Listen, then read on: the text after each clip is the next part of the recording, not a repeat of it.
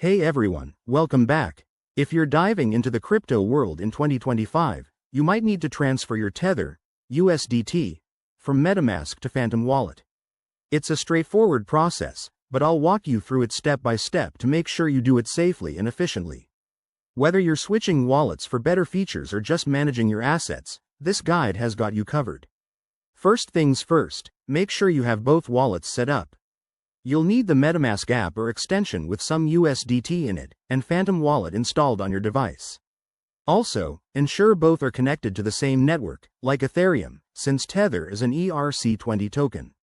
If they're not on the same network, you might run into issues, so double-check that right away. Let's get into the steps. Open your Metamask wallet and select the account that holds your USDT. Once you're there, click on the Assets tab and find Tether in your list of tokens. If it's not showing up, make sure you've added the USDT contract address. It's 0xDAC178D2EE523A22069945997C13D831EC7 for the main Ethereum network. Next, open your Phantom wallet and copy the wallet address. You can do this by going to the wallet overview and hitting the copy icon. Now, head back to Metamask, and in the Send section, paste that Phantom address as the recipient.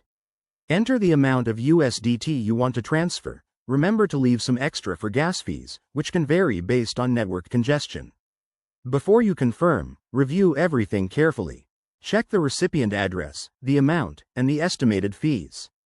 Once you're good, hit Confirm and approve the transaction. You'll see a pop-up to sign it with your Metamask wallet. Go ahead and do that. The transaction should process in a few minutes, depending on the Ethereum network speed. Once it's done, jump over to your Phantom wallet and refresh it.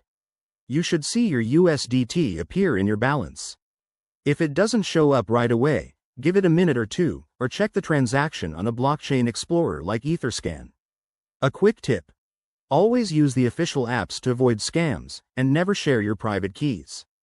If you encounter any errors, like insufficient funds or network mismatches, go back and verify your settings.